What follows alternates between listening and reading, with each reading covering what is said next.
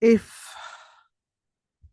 ancient sorrow be most reverent, give mine the benefit of seniority, and let my woes frown upon the upper hand if sorrow can admit society. Tell o'er your woes again by viewing mine. I had an Edward till a Richard killed him. I had a Harry till a Richard killed him. Thou hadst an Edward till a Richard killed him. Thou hadst a Richard till a Richard killed him. Thou hadst a Clarence too, and a Richard killed him. From forth the kennel of thy womb hath crept a hellhound that doth hunt us all to death. That dog that had his teeth before his eyes to worry lambs and lap their gentle blood, that foul defacer of God's handiwork, that excellent grand tyrant of the earth that reigns in galled eyes of weeping souls, thy womb let loose to chase us to our graves. Oh, upright, just, and true disposing God, how do I thank thee that this carnal cur preys on the issue of his mother's body and makes her pew fellow with others moan?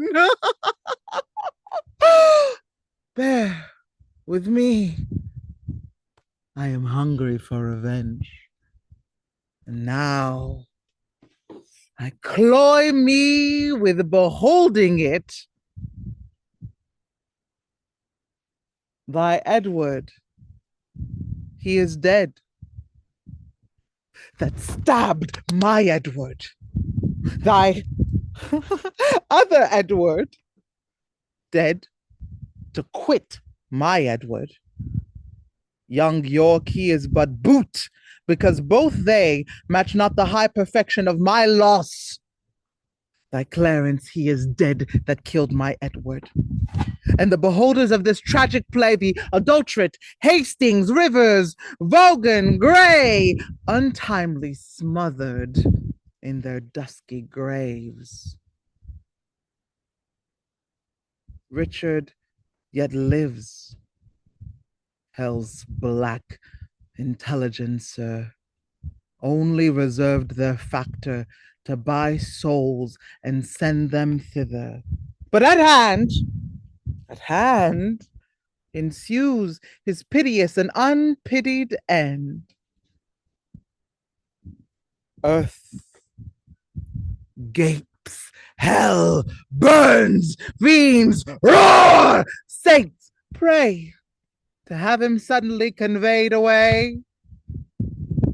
Cancel his bond of life, dear God, I pray, that I may live to say the dog is dead.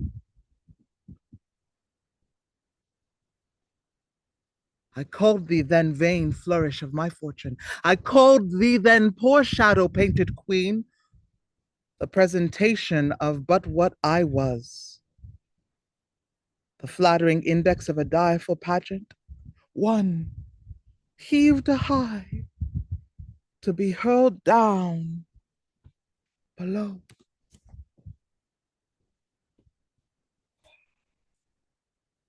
A mother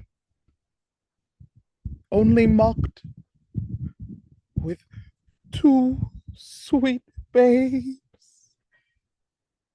a dream of what thou wert, a breath, a bubble, a sign of dignity, a garish flag, to be the aim of every dangerous shot. A queen in jest, only to fill the scene. Where is thy husband now? Where be thy brothers? Where are thy children? Wherein dost thou joy? Who sues to thee and cries, God, save the queen? Where be the bending peers that flattered thee? Where be the thronging troops that followed thee? Decline all this and see what now thou art. For happy wife, a most distressed widow. For joyful mother, one that wails the name. For queen, a very caitiff crowned with care, for one being sued to, one that humbly sues, for one that scorned at me, now scorned of me, for one being feared of all, now fearing one, for one commanding all, obeyed of none. Thus hath the course of justice wheeled about, and left thee but a very prey to time, having no more but thought of what thou wert, to torture thee the more, being what thou art. Thou didst usurp my place, and dost thou not usurp the just proportion of my sorrow?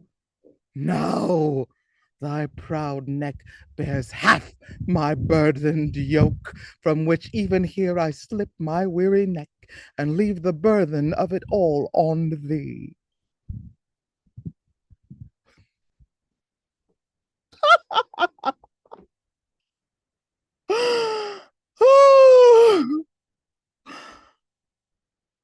Farewell, York's wife and queen of sad mischance. These English woes will make me smile in France.